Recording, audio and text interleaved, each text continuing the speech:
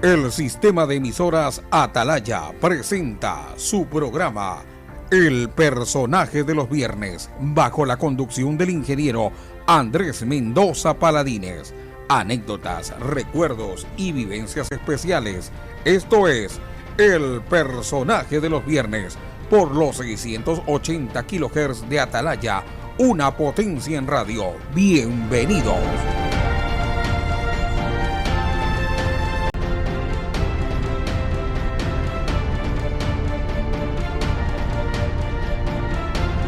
Hola, ¿cómo están, amigos del Personaje del Viernes, en este programa que todas las semanas llevamos a ustedes con invitadas e invitados, no solo de primerísimo nivel, sino que además tienen tanto que contarnos y tienen tantas cosas que nos dejan realmente a nosotros aprendiendo, y por otro lado con sorpresas maravillosas. El día de hoy vamos a tener ni más ni menos que a la doctora Nila Velázquez Cuello. La doctora Nila Velázquez, pues conocida educadora de nuestro país, periodista, hoy editora general del diario El Universo, la primera mujer en la historia en ser editora del diario El Universo. Y seguramente, no sé, pero seguramente debe ser una de las primeras mujeres en la historia del país en ser editora de un diario de esta envergadura.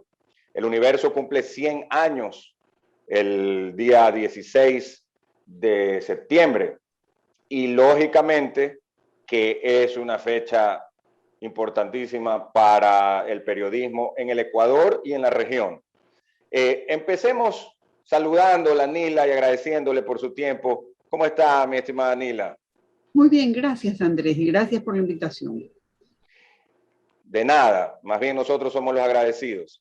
Este programa, como le decía, es un poco ver a la persona detrás de la figura pública. Y yo le quería preguntar, yo recuerdo mucho desde chico, en mi casa, a mi papá, a mi mamá, hablar de la doctora Nila Velázquez y hablar muy bien de la doctora Nila Velázquez. ¿Cómo fue que usted decidió entrar en este mundo de hombres, de la educación y del periodismo? Sí, efectivamente, Andrés, yo soy de la generación a la que le tocó muchas veces ser la única mujer en un grupo de hombres. Sí. Y yo simplemente tenía claros mis intereses. Y siempre me gustó lo que es comunicar. Y por eso creo que mi ejercicio, tanto de maestra como en el periodismo, han cumplido mis expectativas y creo que llenan mi vocación. Yo efectivamente comencé como maestra en un colegio del suburbio de Guayaquil. Ok. Y ese es un aspecto, un momento de mi vida que agradezco muchísimo, porque me ayudó a entender mejor la realidad de la ciudad, la realidad de los jóvenes que no tienen las ventajas que algunos hemos tenido el privilegio, porque es un privilegio. Es un privilegio. Y me ayudó mucho. Yo debo decir que en cada uno de mis trabajos he aprendido muchas cosas. Y allí aprendí que antes de pensar que un chico joven es maleducado, está perdido, no está interesado, tenemos que saber quién es este joven, cómo es su vida y de dónde viene.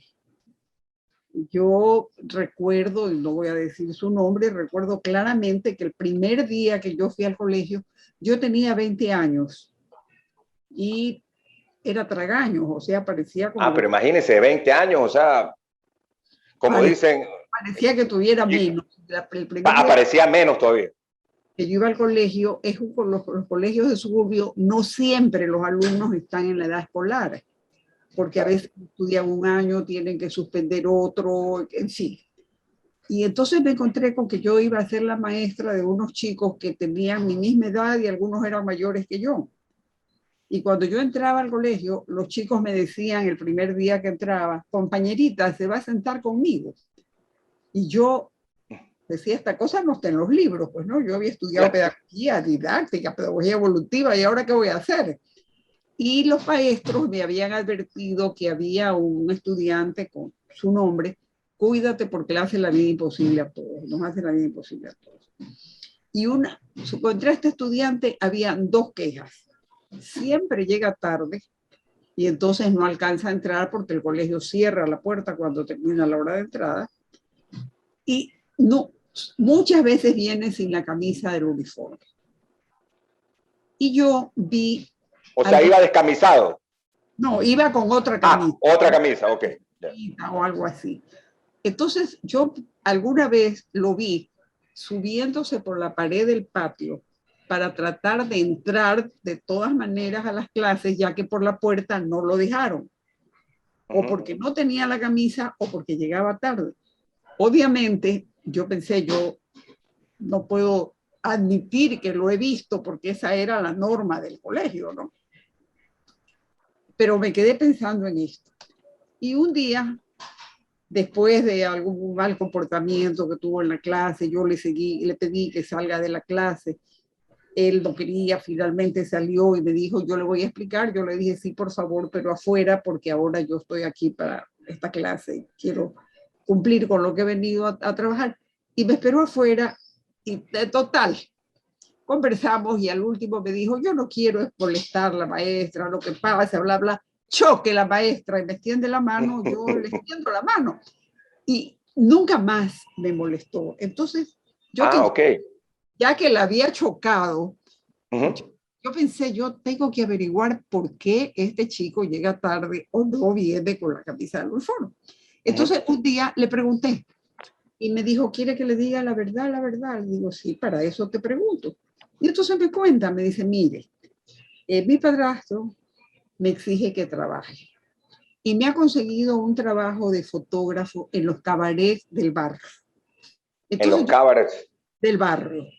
Entonces, mi trabajo es de noche y yo tengo que quedarme hasta muy tarde porque tengo que conseguir el dinero que tengo que llevar porque si no, no me deja entrar a la casa. Entonces llego a la casa a 2, 3 de la mañana y a veces me quedo dormido y corro para llegar, pero ya no puedo. Y la otra, y yo le digo, bueno, pero ¿por qué no vienes con la camisa del uniforme? Déjala lista para que te la pongas rápido. No, maestra, es que solo tengo una y a veces no se alcanza a hacer caso. Entonces, yo en ese momento aprendí algo que no estaba en los libros. Cada chico es un mundo. Entonces, este chico era juzgado como el maleducado, el que no cumple las normas, etc. El problemático. Pero nadie sabía cuál era el problema. Yo fui donde el rector del colegio, que en esa época era don Francisco Huerta Rendón. Papá de personaje. Personaje interesante, importante en la vida de la ciudad y de un gran sentido humano. Y le conté, le digo, oiga, ¿usted ha oído hablar de tal alumno? ¿Cómo no voy a oír hablar si todos se quejan, ¿no? Y bueno, quiero decirle que él viene tarde por esto y a veces no viene con la camisa del uniforme por esto. Y él me dice, porque era muy simpático, y me dice, y bueno, ¿y qué quieres tú que yo haga? Digo, yo no sé, yo no le voy a decir a usted lo que usted tiene que hacer, yo solo le cuento para que sepa. Y me fui. A la semana siguiente, don Pancho me llama y me dice, dile a este chico que venga a hablar conmigo. Entonces yo le digo, ¿qué hizo ahora? ¿Qué dicen que hizo ahora? Me dice, no, es algo bueno. Entonces lo llamé, el chico tenía miedo de ir, le dije, no, anda, que no. Don Pancho le había conseguido un trabajo de ayudante de un fotógrafo que él conocía por las tardes. Como la clase terminaba a la 1, él podía llegar a las 2 a su trabajo. Nunca más el chico llegó tarde ni tuvo una sola camisa. Entonces, nunca más. ese fue mi debut. Claro. Y no puedo pasar horas y horas contando todo lo que aprendí a tratar con mis alumnos, pero fue para mí muy... Era mixto el colegio, Nila. Colegio mixto, sí. Mixto. Y para mí fue muy importante, ¿no? Y luego ya claro. seguí mi vida y mi otro trabajo. Yo estaba trabajando en educación y cuando el telégrafo era de los señores Castillo, ellos me llamaron porque querían hacer en el diario una página de educación. Entonces yo fui. ¿Quién está? ¿José Santiago o quién? Eduardo me llamó, pero Eduardo. Realmente Santiago Castillo Barredo era el director y don José Santiago, que es uno de mis personajes inolvidables, estaba en todo, digamos. Estaba en todo. Entonces, ya yo comencé a hacer mi trabajo, después me encargaron la revista dominical, el suplemento dominical que se llamaba Tricolor, y un día yo estaba tranquilita trabajando y era la única en la redacción, la única mujer. La única mujer, mire, que había una señora que llegaba como a las 6 de la tarde, que hacía el social, entregaba sus fotos con los pies de gráficas y se iba. Pero la que estaba en la redacción era yo. Entonces, un día pasa don José Santiago y me habla de que había una cobertura de una escritora que llevaba a Guayaquil y que ese rato no había nadie para mandarlo y que si yo quería ir. Y yo obviamente quería ir. Claro. Entonces fui. Pero no sabía dónde era la cobertura. No, porque a veces era en un lugar, en un barrio. No supe dónde tenía que ir, me fui en un carro con un fotógrafo del diario. Del diario. Llegué, la señora era un personaje y yo era mi primera entrevista. Entonces llegué con unas preguntas que ya, pues ahora yo sé que eran un poco los lugares comunes de las preguntas a los escritores, ¿no? Pero yo le preguntaba y la señora me contestaba sí, no, tal vez, de todos. Y yo decía, ¿y ahora qué voy a hacer? ¿Qué voy a escribir? ¿Qué me dijo si no me está diciendo? Y claro. martirizaba con esto y ya desesperada, era mexicana, ya desesperada porque ya no sabía qué preguntarle y era la época de la minifalda. Se me ocurre preguntarle qué piensa de la minifalda. Y la señora se suelta. Ya. Y comienza a hablar de la minifalda, de las mujeres mexicanas, etcétera. Y de ahí fuimos derivando ya a su poesía, etcétera, etcétera, ¿no? Y bueno, me regresé al periódico. Yo decía, ahora, ¿qué escribo primero? ¿Lo de la minifalda? o lo de la poesía. O la poesía, ¿no? Y cómo la uno. Y bueno, total, lo escribí. Y se me ocurrió un título que yo decía, seguro no me dejan. Y pongo, porque se trataba de Rosario Sansores, que era una escritora muy famosa de la época, que en el Ecuador se dice que es la autora de la letra del Pasillo Sombras. Ok. Pero no es confirmado. Parece que no, los colombianos dicen que Sombras es un pasillo colombiano. Sí, cierto. Entonces, bueno, entonces se me ocurrió el título, a Rosario Sansores le gusta la minifalda. Y capaz no me dejan poner este título, porque no es por eso que me han mandado a entrevistarla.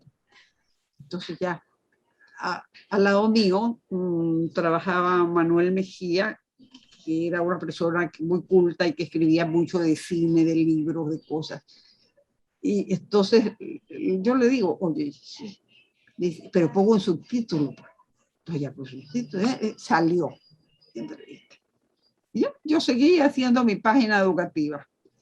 Y después otra vez era que en el Ecuador se habían secuestrado a un cura en Esmeraldas, que se llamaba el padre Camarata.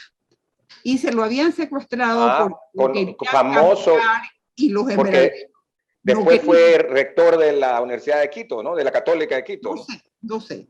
Pero a él lo querían cambiar, que ya no esté en Esmeraldas. Y los esmeraldeños no querían que se vaya. Entonces se habían secuestrado al padre Camarata. Coincidencia o no, hicieron creer que era coincidencia, pero creo que no era. Vino del Vaticano un cardenal que se llamaba el cardenal Estafa. Estafa, ok. Estafa, así con doble. Y el cardenal, nadie sabía que iba a venir a Guayaquil. Y de repente se sabe que el cardenal estaba viniendo a Guayaquil. que iba a venir a Guayaquil. Entonces tampoco no había nadie que haga eso. Y otra vez don José Santiago me dice si yo quería ir. Y yo sí quería ir. Y entonces fui. Y esto era más o menos a la misma época que entró o sea, a los 20. Clases de mañana en el colegio y de tarde trabajaba en el diario. Entonces nos habían dicho que el cardenal iba a llegar a Guayaquil a las 5:30. Entonces fui. Era un sábado, me acuerdo clarito. Fui y el cardenal no llegaba, pues, y no llegaba, y no llegaba. Y entonces nos dicen que el cardenal decidió que mejor venía por tierra porque quería ver el paisaje. Y que esperáramos. Y esperábamos, y esperábamos. Casi todos se fueron, pero yo, no, pues yo novata, principiante, ¿cómo me voy a ir la primera vez que me mandan un trabajo de envergadura? Yo aquí me quedo. Me quedo. Y finalmente fuimos los únicos que tuvimos la entrevista con el cardenal, la conversación y todo. Nadie más la tuvo porque todos se fueron, ya pensaban. Que ya no iba a ver. A esas alturas yo ya había descubierto totalmente mi profunda dedicación al periodismo de aquí en adelante. Entonces comienza la historia, luego trabajé en Editores Nacionales. En ENSA. ¿En la parte de la revista? No fui vicedirectora, subdirectora de Hogares, pero yo escribía también para Vistazo a veces. Ok, en las dos. Y una de las cosas más importantes, por lo menos para mí, que hice en Vistazo, es que pude estar en la conferencia de Fidel Castro cuando Fidel Castro vino al Ecuador. Yo era una chiquitina y en la revista obviamente no me querían confiar a mí, pues. Claro, han de haber dicho esto es para un senior o una senior. A esta novata. Pero entonces mandaron a uno de los periodistas de más experiencia de la revista. Pero yo molesté tanto. Pero no, pero yo puedo. Entonces, bueno, anda ya, anda. Entonces me dieron el credencial y fui. Y disfruté. ¿Él estaba aquí en Guayaquil o era en Quito? El Castro estuvo de paso, solo estuvo en el aeropuerto y tenía una entrevista con Velasco Ibarra en el aeropuerto. Ok. Entonces, los periodistas estábamos allí esperando y finalmente, bueno, pues cuando llegó le dijeron que no estaba programada una rueda de prensa. Y él viajaba, y con él viajaban un montón de periodistas internacionales porque él venía en una larga gira por todo Chile cuando comenzó el gobierno de Allende y lo habían acompañado todo el tiempo y ahora que volvía a Cuba lo seguían acompañando. Entonces se incorporaron a la rueda de prensa. Como nadie esperaba que hubiera rueda de prensa, no había ningún lugar adecuado y los periodistas éramos muchos. Y Fidel Castro, que felizmente para estos fines era en esos casos muy informal, bueno, no tuvo ningún problema. Llegó y se sentó en uno de los mostradores esos donde uno pone las maletas cuando llega al aeropuerto. Ajá, sí. Se sentó ahí, los periodistas todos en el suelo o de pie. Y así fue, la entrevista fue... Así fue la rueda de prensa. La entrevista fue terriblemente desordenada porque que yo creo que él también lo propiciaba un poco, pero bueno. Y la primera pregunta fue una pregunta un poco imprudente, porque la primera pregunta fue, comandante, ¿a cuántas personas usted mandó al paredón? No le creo. Así le preguntaron de frente. Él, que era muy hábil, se dio la vuelta, ¿no? Y primero dime, ¿quién eres tú? ¿De qué medio vienes? ¿Es un medio de qué tendencia? Dime algo. Y los periodistas comienzan, esta persona era hijo de alguien de un medio, y entonces los periodistas comenzaron a gritar, es patronal, es patronal. Es patronal. Y fue un desorden esto, ¿no? Y así había que pelear para lograr hacer la pregunta. Y yo no me iba a regresar sin hacer ninguna pregunta. Entonces me tocó estar en la pelea y de suyo, en la foto que tengo, la única mujer con una cara de guaguita ahí, era yo. Y ahí está la foto. La foto y tenía hasta hace poco la grabación de la entrevista. Yo tenía mucho material y se lo di a... En cassette me imagino, claro, ¿no? En esa época eran estos cassettes. Usábamos cassette. Usan, ¿no? Así es. Yo tenía mucho material de distinto tipo, pero se los di al director de documentación del Universo. No le he preguntado si pudo hacer algo con ellos o se perdieron, ya no sé, ya no está conmigo. Si lo digitalizaron, ¿no? Como ahora hacen. Supongo que es lo que se hace, ¿no? Entonces, así comencé, pues, Andrés. Nila, perdóneme que le haga dos puntualizaciones aquí. Sí. Gracias. Una es sobre Rosario Sansores, que la verdad que me llamó mucho la atención lo que nos decía. Y aquí manifiesta, esto es en Wikipedia, ¿no? Dice, en 1933 publicó el poemario La novia del sol, que incluyó 104 poemas, entre los que destacó Cuando tú te hayas ido.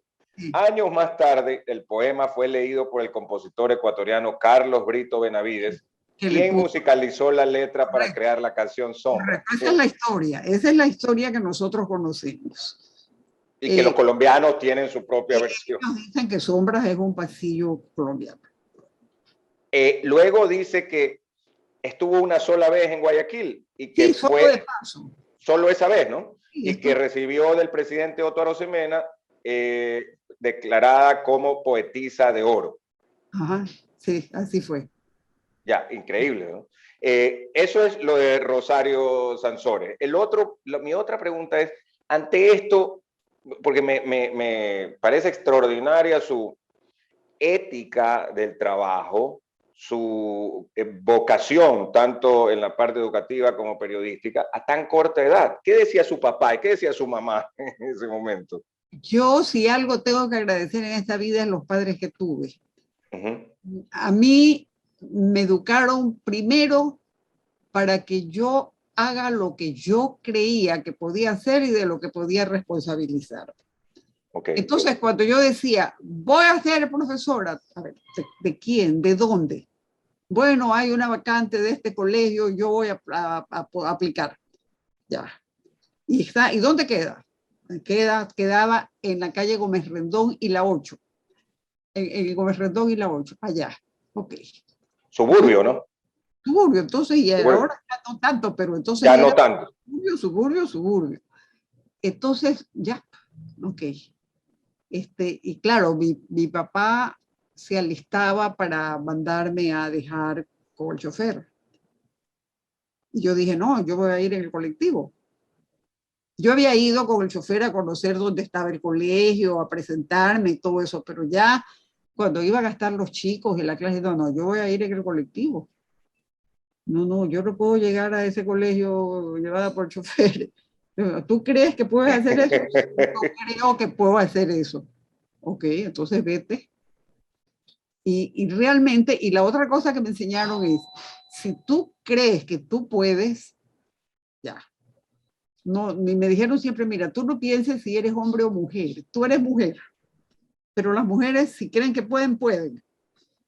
Así, claro, o sea, no es que tú eres como que difícil que puedas, así. No, nunca me dijeron no, porque ahí eso no hacen las mujeres, nunca. Ok, nunca. Nunca. Fíjate, nunca a ver, yo tengo una anécdota que yo recuerdo de cuando yo era niña. Yo estaba en 5º grado y me nombraron tesorera del grado. ¿En qué colegio estudió usted, perdón? Cuando yo iba a la escuela primaria, vivía en Babahoyo, porque mi papá era un funcionario de carrera del Banco de Descuento y los cambiaban. Entonces a él esa vez lo mandaron de gerente del banco a Babahoyo. A Babahoyo. Y entonces ya, y me preguntaron si yo quería ser la tesorera y yo dije que sí. Ok, yo era la tesorera, pero yo como que no tenía muy claro el papel de la tesorera. Cuando el asunto comenzó y vi que tenía que manejar la plata y que las niñas, porque era una escuela de niñas, las niñas tenían que dar X plata y yo tenía que hacer las cuentas, a mí esa área nunca me ha atraído, yo ya no quería. Ya está ahí nomás. Ya, hasta aquí, yo no quiero más esto. Entonces mis papás, yo les dije, no, yo soy la tesorera del grado, pero yo ya no quiero. Pero te preguntaron si quería ser la tesorera del grado. Sí. ¿Tú qué dijiste? Que sí. ¿Y por cuánto tiempo tienes que ser la tesorera del grado? Hasta que se acabe el curso escolar. Ok, muy bien. Entonces, si tú aceptaste y te comprometiste, tienes que terminar. Y si no te gusta, la próxima vez que vas a aceptar algo, te quieres comprometer a algo, primero pregúntate si te gusta y si vas a querer hacerlo y vas a cumplir. Entonces yo Ya. No te puedes salir. Aguanté la tesorería hasta el fin de año y nunca más tesorería. Nunca más tesorería. Cosas que tengan que ver con la plata. Quinto grado, o sea, eso es como a los 11 años, más o menos. 10 años, 11 años. Y ha ido a la escuela antes de la edad escolar, ¿no? Pero bueno, esas son cosas que a uno no se le olvidan nunca. Claro, ¿cómo va a olvidarse? Nunca. Lo que me parece, vuelvo a decir, fascinante es, bueno, padres, en este caso de avanzada, y que no tenían esta cuestión de que, mira, las mujeres no pueden hacer esto, vas a ir a trabajar a un lugar, el telégrafo, donde todos eran hombres. Todos eran hombres. O cuidado, vas al suburbio, al colegio y después te asaltan. Trabajé en la universidad cuando yo era decana de la Facultad de Filosofía. Me tocaba ser miembro del Consejo Universitario. Yo era la única mujer en el Consejo Universitario. Pero yo ni siquiera, a ver, ¿cómo decir? Yo simplemente actuaba como una funcionaria que hacía lo mismo que el resto. Y yo teníamos las mismas funciones. Claro, no había cosa. Menos no, o más. Sí aprendí también es que si las mujeres decimos que podemos, que somos iguales y que podemos hacer en algunas cosas, hay cosas obviamente las que suponen fuerza física y estas cosas que no podemos hacer. Aunque ahora ya estamos viendo que tenemos campeonas. Ah, sí, claro. Claro. Olímpicas. Claro, entonces yo simplemente he hecho y yo no puedo quejarme y no tengo a quién echarle la culpa de lo que he hecho y lo que no he hecho, de lo bien que me fue o de lo mal que me fue, porque me enseñaron desde el principio a que yo tomaba mis decisiones. Eso sí, me obligaron a pensar antes de tomar las decisiones. Okay. Me enseñaron eso.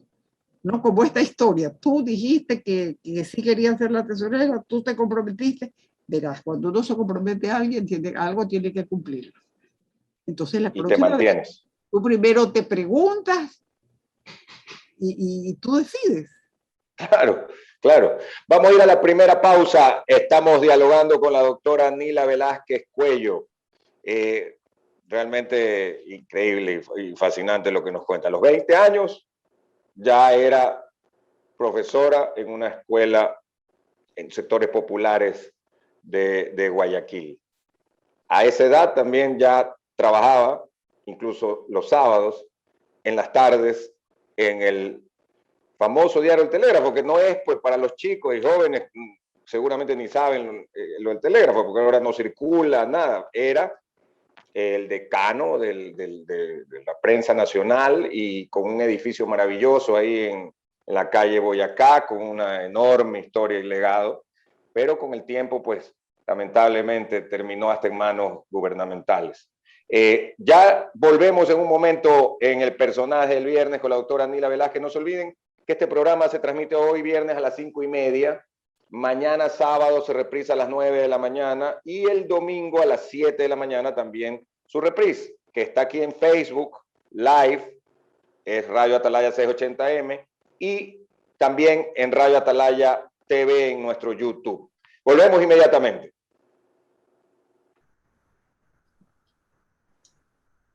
Muy bien, gracias, muy amables amigos que nos siguen a través del personaje del viernes. Nila, aprovecho para preguntarle algo a propósito de esto. Iba a decir amigos y amigas. ¿Está bien decir solo amigos? Según la Real Academia, sí. Según la Real Academia, ok. O sea que no hay nada de inconveniente. Digamos, socialmente, ahora la Real Academia admite que se diga amigos y amigas. No es que dice que hacerlo es un error. No. Ok, no es un error allá, sino que está admitido en todo caso. Es que a veces uno no sabe, si lo dice siempre, señores y señoras, amigos y amigas, cuando además se puede, ¿no? Porque hay palabras que no permiten el femenino, pongámoslo así. Depende, ¿no? Exactamente. Le quería comentar que estuvimos esta semana en una comitiva de la Asociación Ecuatoriana de Radiodifusión, AER, en el auditorio del diario El Universo. Llevando una placa estuvo el presidente de la asociación, varios expresidentes, entre los cuales tuve el gusto de estar, y con los directivos principales, los señores Carlos Pérez Barriga, César Pérez Barriga y Nicolás Pérez Lapente. Le comento esto porque usted es la primera editora general mujer del diario, también fue la primera directora encargada mujer del diario El Universo, pero yo quería irme un poco más atrás, de cómo empieza. Alguna vez tuvo usted la gentileza, y don Carlos Pérez Perazo también, de ayudarnos. Era un aniversario de Radio Atalaya cuando dirigía la Fundación El Universo, y le habían remodelado recién el templo masónico ahí en Escobedo, 1 de octubre. ¿Cómo inicia ese trabajo? ¿Cómo se da la idea de la Fundación El Universo, que tantos buenos réditos ha dado? Yo creo que Carlos Pérez Perazo tenía un enorme interés en trabajar siempre por un mejor periodismo, y que eso de alguna manera suponía un esfuerzo de capacitación permanente para quienes ejercen el periodismo. Y tenía al mismo tiempo un gran interés de relacionar un poco el trabajo periodístico con el trabajo pedagógico, e incluso de que los periódicos pudieran ofrecer algo que pudiera ser usado como material en las escuelas, en los colegios. Entonces, cuando Carlos me ofreció, me pidió, me invitó a colaborar con ellos, a mí me gustó mucho el proyecto.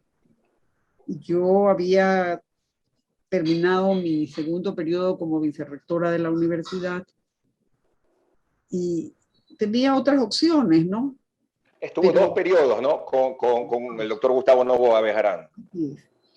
Así es. Y yo tenía otras opciones, pero cuando conversé y Carlos me contó de la Fundación El Universo, yo le dije, mira, tengo otras opciones, voy a pensar. No iba ni por la esquina cuando ya había decidido que ese era mi opción. Entonces hicimos un trabajo. Yo debo agradecer que lo hice porque lo hicimos con toda la colaboración del diario El Universo, con todas las facilidades proporcionadas por el diario El Universo. Ok. Obviamente, parte de mi trabajo era hacer acuerdos con instituciones que pudieran colaborar con nuestros esfuerzos, etcétera. Y de alguna manera eso nos permitió traer a la Fundación personas como Saramago, por ejemplo. Recuerdo lo que estuvo aquí José Saramago con su esposa. Estuvo en la Fundación y otros personajes así, ¿no? Y sabe que en ese caso tengo autografiado el ensayo de la ceguera, porque pude ir a la invitación de la Fundación El Universo, y la esposa era periodista, o es, no sé. Pilar Ríos. ¿Cómo? Pilar Ríos se llama. Pilar Ríos, española ella. Española, sí. Española. Y Saramago, tipo extraordinario. Saramago tuvo un gesto. Yo lo fui a esperar al aeropuerto. Lo llevé, digo, ¿está cansado? Y dije, no. Entonces lo voy a llevar para que se pegue así un recorrido rápido por Guayaquil, porque él no había estado en Guayaquil y no iba a estar tampoco más que ese día. Entonces nos bajamos en el malecón, caminó en el malecón, le gustó mucho, y de repente él me dice, obviamente andábamos en un carro de la empresa, y de repente él me dice, ¿dónde hay una librería? Entonces le digo, bueno, sí, por aquí cerca hay una librería, pero ¿qué busca? ¿Qué quiere comprar?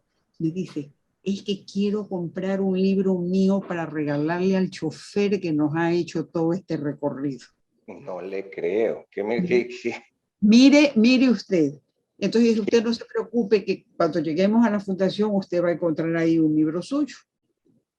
Porque el Universo había publicado esta colección de los premios Nobel. Ok. Entonces teníamos en esa colección a Saramago. Entonces yo llamé, por Dios, mándenme uno de esos libros a la fundación. Cuando llegó él lo tenía y se lo dedicó al chofer. Se lo escribió, se lo dedicó. Y lo dio para allá. Mire, es un detalle que vale un detalle extra. A ver, más allá de algo totalmente especial, define una personalidad, ¿no? Como la de Saramago, ¿no? Y entonces por la fundación pasaron, yo soy muy mala para los números, ya te dije, pero nosotros por ahí pasaron alrededor de unas 7,000 personas entre maestros y 7,000. ¿no? Había gente, mira que venían profesores de Loja, de Zamora. Venían a chicos que estudiaban periodismo de la Universidad de Machala. O sea, venía a hacer un trabajo. O sea que realmente. Y Nila, en la parte de la cuando hicieron la reconstrucción interna de lo que era el Universo, porque antes era una redacción del diario y todo, me llamó muchísimo también la atención, y lo recuerdo, el hecho de que decían que habían respetado mucho la historia del mismo, ¿no? Habían dejado las columnas, el piso, que tenía además una serie de significados, ¿no? Y en el primer piso se conservó un hermosísimo salón con unos vitrales muy bonitos, que era el salón de honor del diario donde se recibían las visitas especiales. Eso está tal cual. Está tal cual, ¿no? Por lo menos. Y el piso, que era blanco y negro abajo, lo conservamos como era.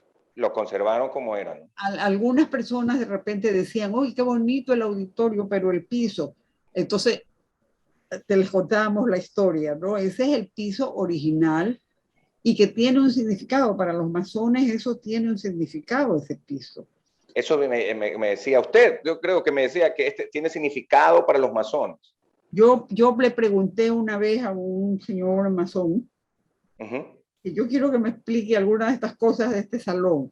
Entonces me explicó que el negro es como un símbolo que recuerda las conductas inadecuadas, o es el mal. Y el blanco, lo contrario. Y que cuando están así, que se entrelazan, es porque donde hay gente que practica lo positivo, el mal no puede adueñarse totalmente del lugar. Y al revés. Yeah. Al revés, donde hay gente que practica el mal, los que practican el bien tampoco pueden confiar que todo lo van a ocupar solo ellos. Claro, o sea, como que hay un equilibrio. Exacto. Yo no sé si entendí mal, a lo mejor si algún masón me está oyendo va a decir no es eso, pero en todo caso es la relación bien-mal. Entonces, sí, adelante. Vamos, eso no se tocó absolutamente, se tocó el resto, ¿no? Y porque para la fundación en realidad allí había la parte original del diario El Universo y un pedazo era de un edificio de al lado, para poder trabajar con tanta gente, ¿no? Porque había días que teníamos mucha gente adentro de la fundación. De la fundación. Yo recuerdo haber ido a algunos charlas, entre esas obviamente el de Saramago, pero por ejemplo recuerdo otra que dio el doctor Nicolás Parducci Zacaluga para periodistas. Había muchos cursos para periodistas. Es que hicimos, era parte de ese, era nuestro trabajo, ¿no? Claro, y entonces, por ejemplo, términos jurídicos para periodistas. Entonces, porque muchas veces uno habla y no sabe a qué es que se refiere, porque le toca entrevistar sobre todo o escribir sobre todos los temas. Y algo que recuerdo es que Nicolás nos explicó varias cosas. En esa época se estaba poniendo de moda el tema fideicomisos, eso habrá sido el año 97, por ahí. El tema de los recursos de amparo, que ahora se llaman recursos de protección de amparo, medidas cautelares, en esa época, y le preguntaban, oye, y la verdad es que todavía me acuerdo los conceptos de esa ocasión que nos sirven para el día a día, ¿no? Sí. Sí, también tuvimos a Edmundo Durán para explicarnos El mundo grande. el asunto de lo penal, cómo son los procesos penales, qué es la indagación previa, eso es importante saberlo, porque trabajamos, ¿no? Claro, pues para saber de lo que se está escribiendo, o se está preguntando, o se está opinando, como usted dice, los procesos penales, la parte penal, procesal, como dicen los abogados, ¿no? De que va acá. Pero muy interesante. ¿Y cómo pasa luego de la fundación al diario, Nila, al universo? Yo trabajaba en la fundación, pero Carlos Pérez Perazo me invitó para que asistiera a unas reuniones que había, que se llamaban reuniones de jefatura, que era algo así como un consejo editorial, donde se decidía el contenido, las portadas, etc. Yo no iba todos los días, claro, pero podía ir a ver. Y entonces me fui enterando de cosas del diario. Y después, cuando Emilio Palacios, que era el editor de opinión, cuando Emilio tomaba vacaciones, me decían, Nila, ¿puedes reemplazar a Emilio? Yo, encantada. Ok. Y después, cuando vino el problema del cual todos conocemos, y Emilio, con Correa y todo, y se tuvo que ir Emilio. Entonces me dijo, Nila, ¿quieres reemplazar a Emilio? Y dije, bueno. Y entonces, al principio, iba en la mañana a la fundación y de tarde iba al diario para hacer el trabajo, que Emilio era el editor de opinión. Y así me fui quedando. Hasta que ya cuando vino el problema y los señores Pérez salieron de Guayaquil para dedicarse a su defensa y al planteamiento internacional del problema, me dijeron, Nila, quiere cargarse de la dirección, me asusté. Claro. Realmente. En tremendo momento, además, la responsabilidad. Y sí, bueno, déjame pensar. Bueno, pero no lo piense muy largo porque no tenemos mucho tiempo. Pero me dijeron un argumento que para mí era absolutamente válido y me confirmaba un poco ¿cómo decir? El tipo de ser humano que son los Pérez. Ellos estaban muy preocupados del personal. Entonces me dice, mire, Dila, no sé si fue César o Carlos quien me lo dijo, el personal está muy preocupado porque se oyen muchas cosas, que el gobierno va a tomar el diario, que Correa va a poner el director, que puede venir alguien que no conoce. En cambio, a usted ya la han visto aquí y se van a sentir más tranquilos. Y ese fue el argumento por el cual dije, ok, yo me encargo. Porque válido y argumento válido y que hablaba muy humano, hablaba muy bien de ellos. Entonces me quedé hasta que ya cuando regresaron dije, bueno, tomen el paquetito. Aquí, y me se lo devuelvo. Me volví a ser editora de opinión, que era mi trabajo. Y un día, esto creo que no lo saben los Pérez tampoco, pero un día yo estaba pensando, capaz ya es hora de que yo me retire de esto, ¿no? Voy a pensar, uno de estos días voy a conversar con Carlos y César para ya decirles que yo me voy a retirar. Y un día me llama César al teléfono, por teléfono interno, me dice, Nila, ¿puede venir un ratito a mi oficina? Le digo, sí, claro. Y fui, me pareció raro porque fue como un poco formal, que no era lo habitual. Pero... El trato no habitual. Bueno, a veces cuando querían hablar conmigo, a veces ellos venían a mi oficina, otras veces iba yo y era así. Pero fui. Y cuando fui me comenzaron a hablar de los cambios que ha habido en la cuestión periodística, por los cambios tecnológicos, y que sí, que el periódico tiene que cambiar y que entonces tienen un proyecto que quieren avanzar en la parte digital. Y yo oía y decía allí. Y de repente me dice, y hemos pensado que usted es la persona que se tiene que hacer cargo de la redacción en este momento. Y a mí me dio risa porque me habían dicho que estaban pensando en el futuro del diario, ¿no? Ajá, claro, tecnología, todo. Obviamente no me reí porque me parecía inadecuado, pero yo quería reír de todo. Lo único que pude decir, ¿y ustedes se dan cuenta de lo que me están diciendo? Sí, claro que sí. Digo, pero me están hablando del futuro a mí, que probablemente soy la persona que menos futuro tiene de entre todos los de la redacción. Dice, no, pero sí va a tener tiempo para implementar todo. Otra vez voy a pensarlo. Entonces me fui, pensé. Conversé con mi hermano. Con Santiago. Con Santiago, como somos de la misma escuela. Okay. Él me preguntó, si te gusta y tú crees que puedes hacerlo, ya. Adelante. Si tú me preguntas a mí, yo te digo que si tú crees que puedes hacerlo, ¿te gusta ese trabajo? Sí, pues, entonces ya dije, no, bueno, yo te pregunté, pero sí, la que voy a decidir soy yo y ya veré, gracias por tu consejo, pero sí, y aquí estoy, y estoy muy contenta. ¿Y está cuántos años tiene de editora general? Tengo 3. Encargada de la red? 3 años de esa parte. Realmente. Estoy muy contenta. Hemos tenido que hacer muchos cambios, ha sido un trabajo muy intenso. Con pandemia y todo. Muy propicia porque fue cuando estábamos haciendo el nuevo formato del diario, cuando hubo la pandemia, cuando vino la crisis económica, cuando tuvimos que hacer teletrabajo. O sea, no ha sido fácil. Un momento pero muy difícil, ¿no? Un trabajo muy intenso. Yo creo que el diario El Universo tiene un excelente personal. Tiene un personal muy profesional que tiene muy bien puesta la camiseta. Y yo he trabajado muy a gusto. Es mucho trabajo, sí. Es cierto, y ha sido mucho trabajo.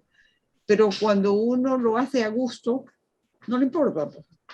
Eso le decir la carga de trabajo. Pues yo recuerdo hace años a Ricardo Poli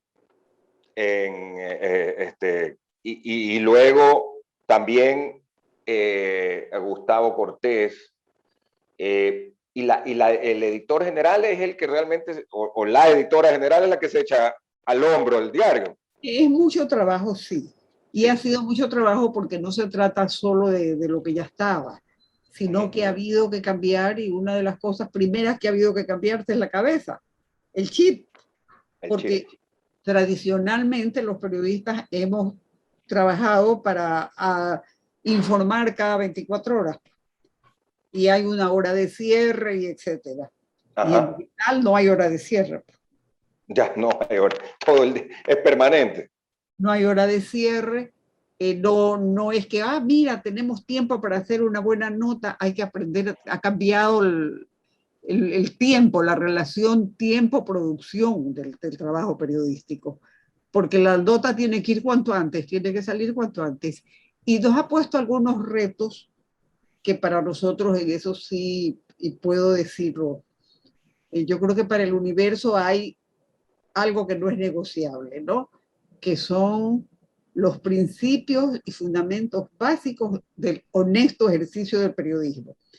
Entonces, sí, es importantísimo ser los primeros en entender la noticia, pero eso en El Universo, y lo dicen los directores, y yo estoy convencidísima de que así es, más importante que ser el primero es el mejor.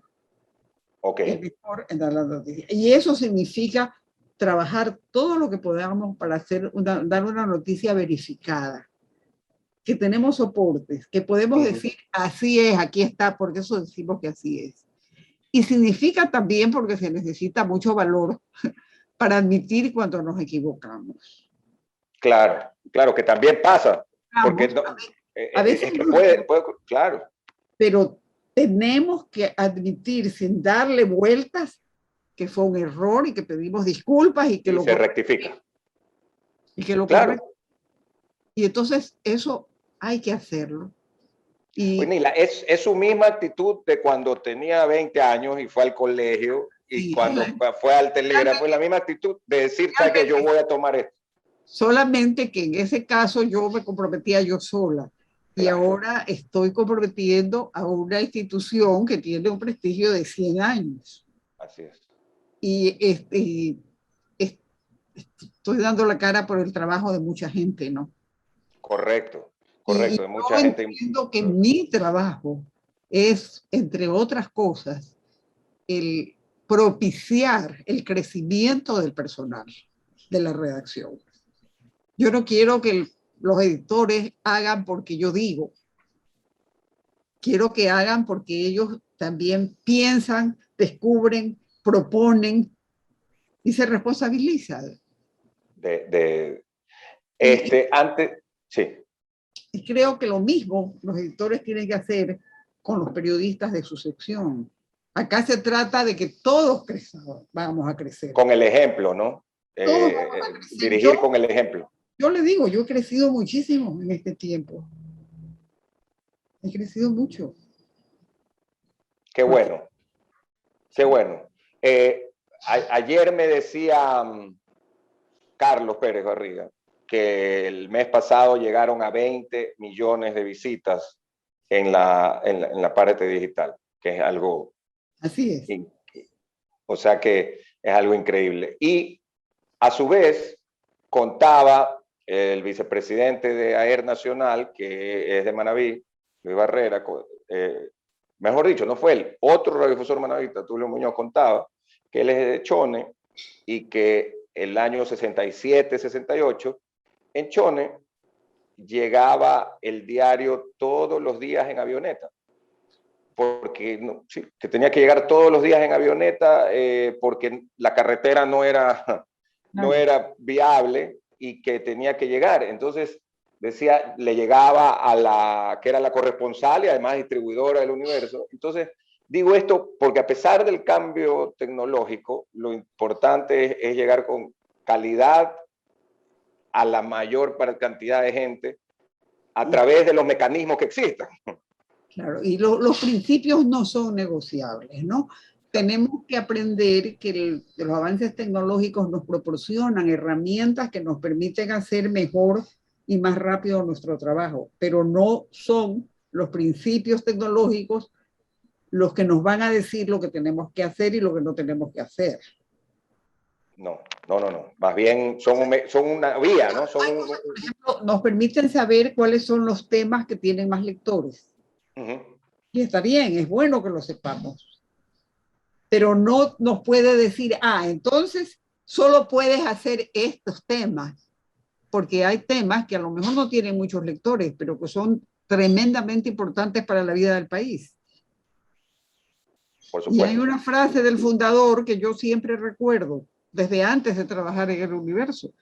Del poeta, don Ismael Pérez. Para este periódico no hay ningún interés que esté por encima de los intereses del país.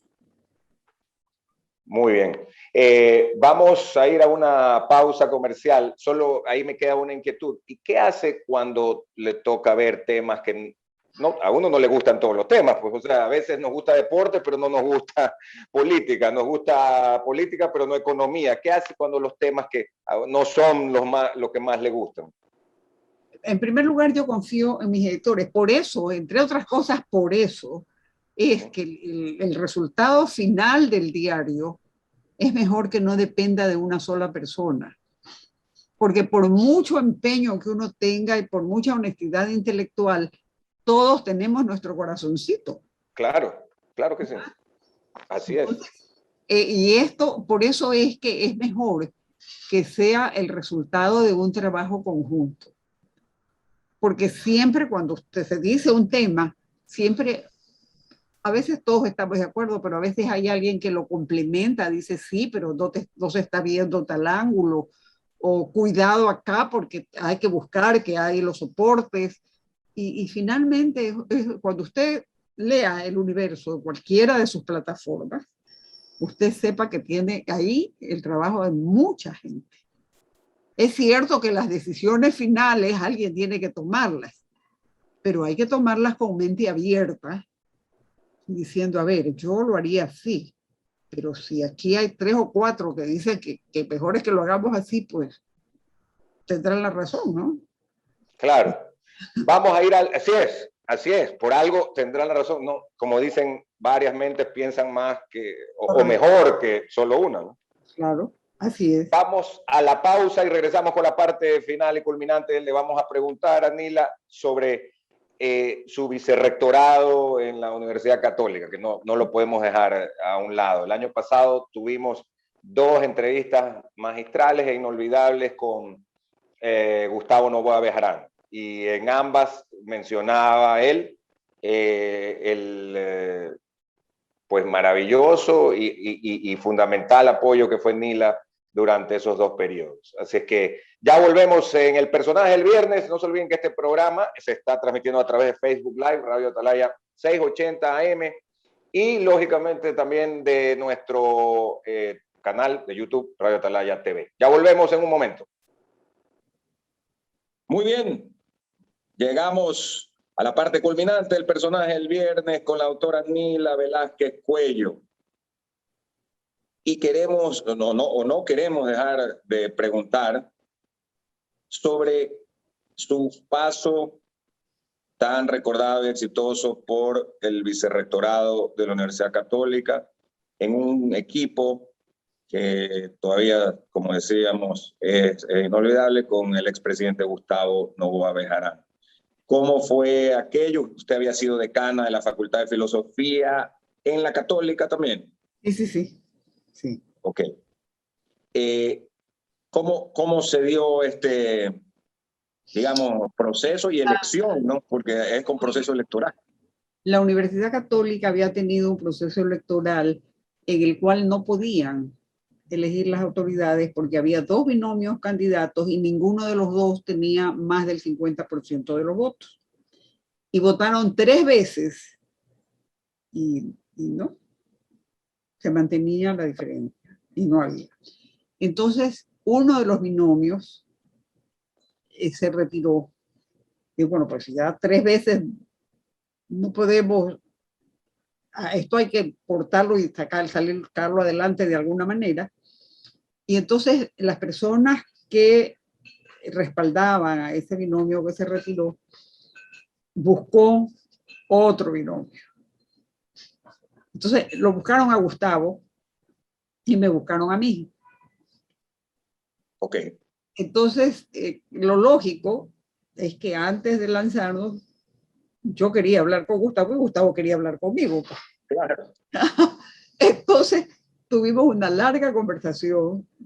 Éramos amigos, muy amigos desde que éramos jóvenes. Muy buenos amigos. Entonces, tuvimos una larga conversación de ¿qué vas a hacer tú? A ver, si ganamos, ¿qué vas a hacer tú y qué voy a hacer yo? La primera cosa, porque yo te decía hace un rato que yo no me llevo con los números y esas cosas, ¿no? Entonces, Gustavo lo sabía también. Entonces, a ver, me dice, tú te encargas de la parte académica, ¿estás de acuerdo? Sí. Entonces, yo me encargo de la administración, la plata, la economía y todas estas cosas. Y luego conversamos y además nos llevábamos muy bien, teníamos mucha confianza, yo confiaba mucho en Gustavo, Gustavo confiaba mucho en mí. Y entonces trabajamos muy armónicamente, ¿no? Y él me tomaba el pelo, porque cuando yo llegaba, decía, Gustavo, yo creo que tenemos que hacer una reforma curricular. Fíjate que medicina no sé qué, que ingeniería, que las materias, se me oía.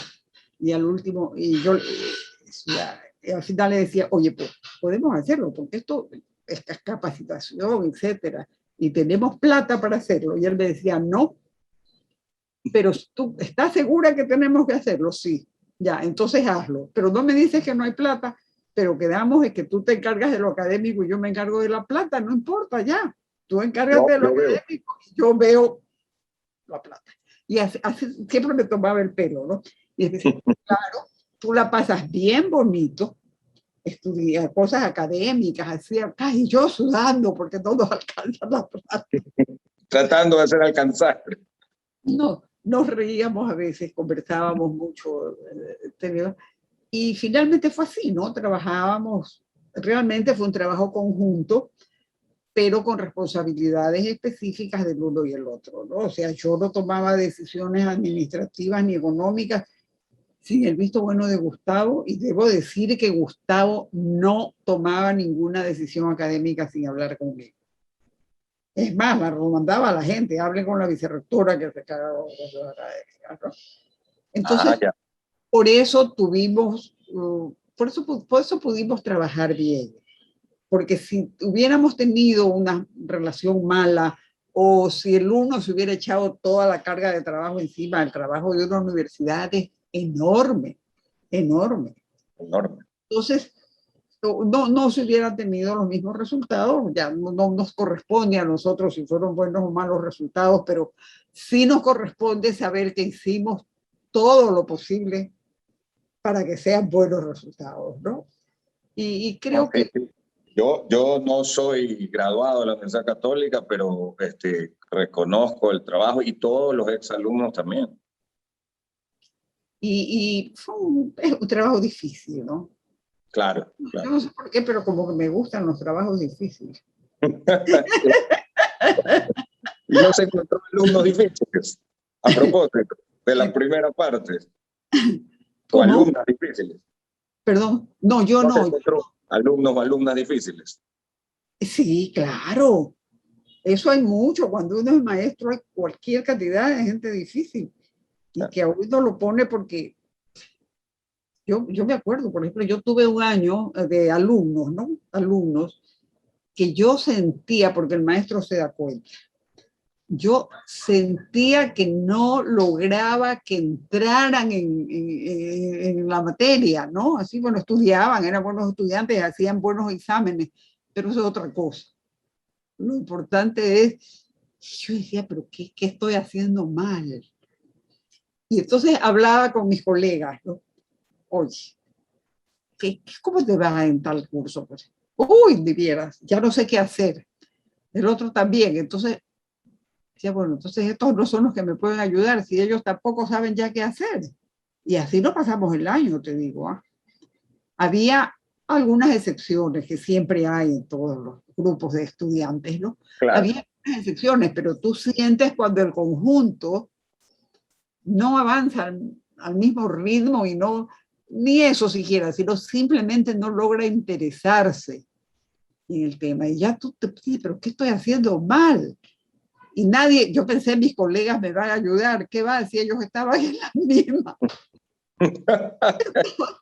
Hasta ahora creo que sabemos qué es lo que nos pasó, porque esa es una vez que me ha pasado y que fue muy serio, ¿no? Porque tú te propones, tú sabes que no puedes hacer tu trabajo si no logras entenderte con la gente, ¿no? Eso es fundamental en un trabajo educativo, que no es lo mismo que instruir, y eso no estoy segura de que todos los maestros lo tengan claro, ¿no?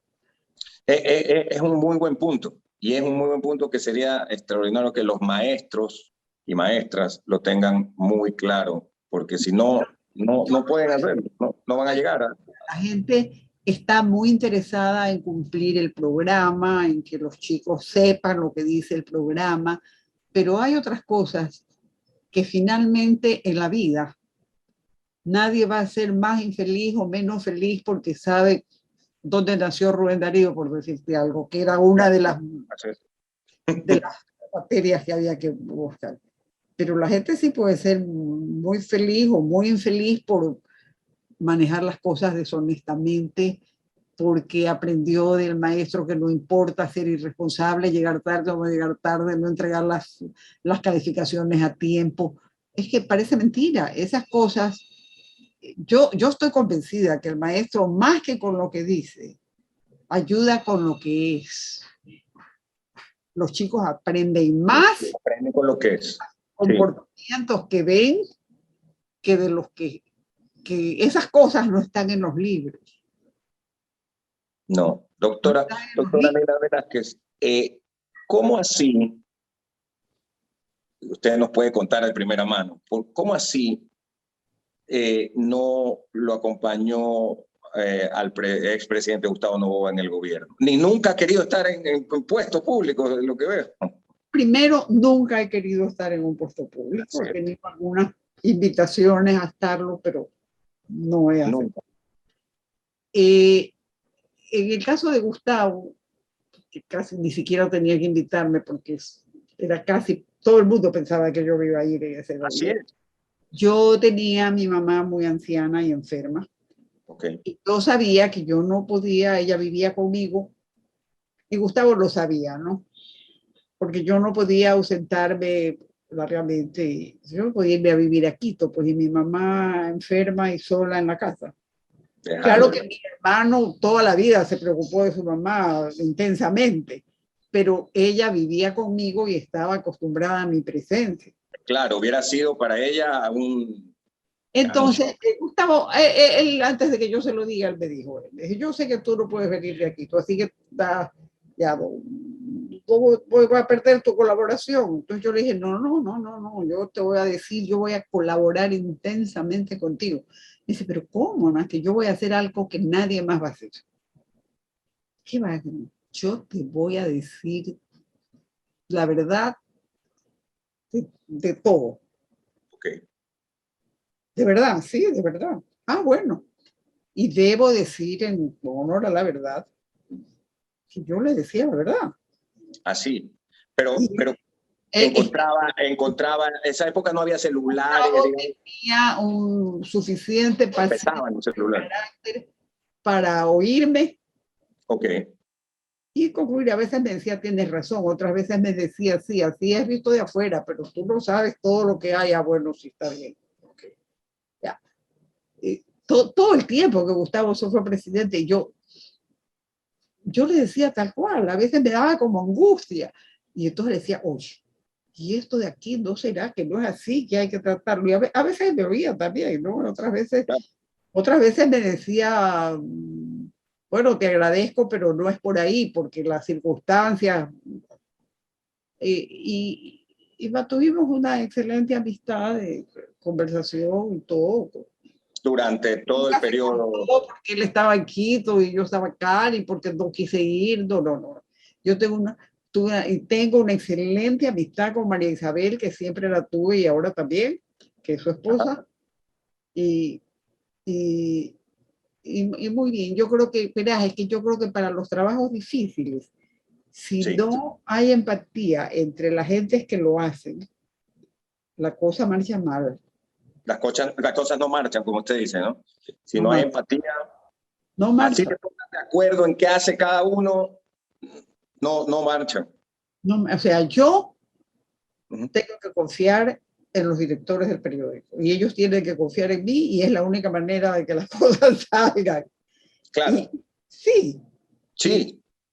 Es así. Esa es la base, como usted dice, de la confianza usted en ellos y ellos en usted. Y así debe ser. Hablando de eso, entiendo que he leído y le pregunté, esto fue a César Pérez, que le pregunté sobre la charla de este famoso periodista del Washington Post, ¿no? El Washington Post, sí, se llama Marty Barron. Que va a ser además abierta para el que quiera entrar online. Sí. Eso me parece extraordinario. Él es el que está en estos famosos casos. Quiero rescatar esto. El universo por sus 100 años ¿qué está haciendo? Ofrecerle a la mayoría, a todo el que quiera, pero fundamentalmente a los periodistas, la oportunidad de asistir a una entrevista, etcétera, lo que tenga que decir alguien como Martí Barón. Estamos haciendo un foro sobre el tema la misión del periodismo en los cambios tecnológicos. Lo estamos orientando fundamentalmente a estudiantes de periodismo. Ok. Habrá un concierto de la Orquesta Filarmónica. Ah, qué lindo, de Guayaquil, que hacen un trabajo realmente fabuloso. Del Centro de Arte. Ok. Y hay algunas otras cosas que no te las cuento porque van a salir en nuestras plataformas. Okay. No quiero arruinar el momento preciso en que esas cosas salgan, ¿no? Pero, ¿por qué digo esto? Porque digo que en los 100 años del periódico se ha pensado mucho en la relación del periódico con su audiencia. Ujú, ujú.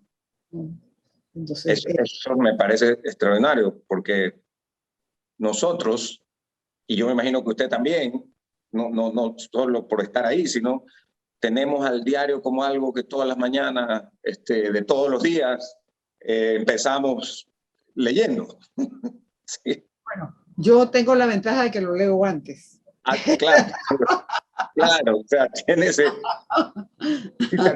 Y se acuerda cuando había que ir antes, bueno, ahora porque está el internet, ¿no? Pero antes que uno iba a 9 de octubre a buscar el diario a las Claro, 11 de la noche, ¿verdad? claro, la gente lo buscaba y al canillita, y cuando uno oía el canillita antes de las 12 de la noche es porque algo pasó. Ah, Porque a claro, veces había el algunas diario cosas hacía que hacían. ediciones extras cuando había algo muy importante. Entonces de repente estaba voceando el periódico a las 4 de la tarde. ¿Y es qué pasó? Todo el mundo.